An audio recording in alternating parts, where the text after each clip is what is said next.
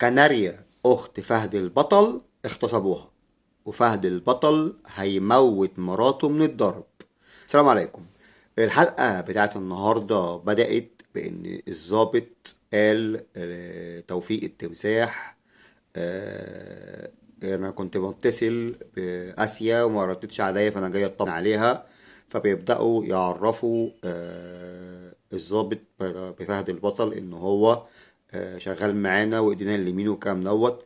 وبيبدأ فهد البطل يقول لهم وكمان جوز بنتهم. بيبدأوا كلهم رياكشنات صدمة، وضابط رياكشن صدمة. وبعد كده الضابط يقول لهم هو انتوا عندكم بنات تاني غير آسيا؟ فبيقولوا لأ، أنا اتجوزت آسيا. فبيبدأ يقول له مش انت الضابط فلان؟ مش انت اللي كنت سواق العربية؟ بيقول له اه. ويبدأوا يستغربوا، ويبدأ الضابط يسأل توفيق التمساح يقول له مش غريبة انك انت تخلي جوز بنتك ان هو يركب العربية زي ديت؟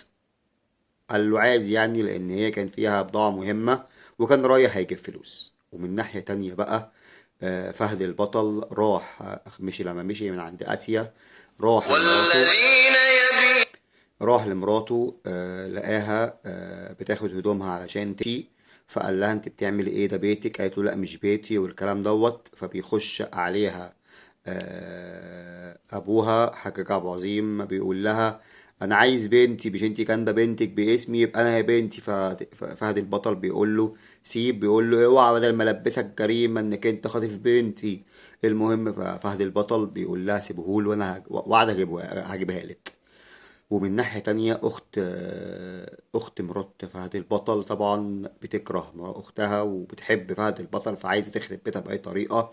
فبتروح لأبوها حجاج أبو عظيم وبتقول له أنا عندي استعداد إن أنا أبلغك صلي بكل على حاجة. محمد. صلى على محمد. فطبعا بيتفقوا على إن هما يبقى ليهم عين في بيت فهد البطل. ومن ناحية تانية اللي هو اخو اللي كان عايز يغتصب كناريا زمان وتوفيق التمساح قتل اخوه. اتفق مع حجاج ابو عظيم علشان ان هو ياخد تليفون مرات فهد البطل ويبعت رسالة لكناريا ويقول لها الحقيني انا في مكان كذا وتعليلي، وتبعت لها اللوكيشن على انها مرات بطل. وفعلا ده اللي حصل. اتبعت على تليفون كناريا رسالة الحقيني انا فلانة اللي هي مرات فهد البطل يعني، انا في مكان كذا. وبعتوا لها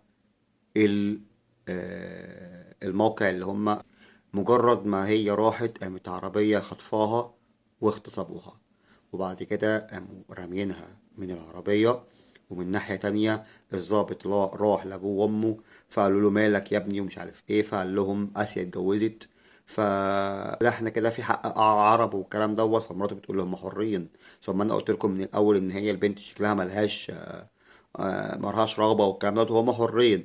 ففهد البطل بعد كده بيكفون وبيقولوا له الحق أختك في المستشفى. فبيروح الدكتور الضابط بيقول له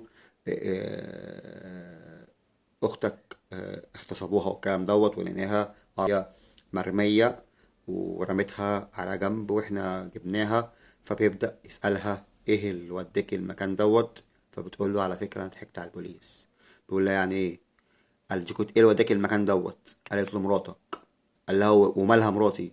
قالت له بعتت لي رسالة وقالت لي تعالي لي المكان دوت بسرعة علشان انا عايزاكي وما تقوليش لحد. طبعا فهد البطل الحلقة خلصت على كده، وفهد البطل هينتقم انتقام جامد وهيروح يموتها من الضرب، ولكن هيطلقها. ولكن اللي هيحصل في الحلقات اللي جاية استنوا فيديو النهاردة برضو اقول لكم ايه اللي هيحصل. فيديو الحلقة بتاعت بكرة، الحلقة ال18. المهم ان كنتوا تدعموني وتشتركوا في قناة موعد احمد الباجوري، وبيج الفيسبوك تيم الباجوري، والتيك توك المخرج احمد الباجوري. الدعم اخواتي، والسلام عليكم ورحمة الله وبركاته.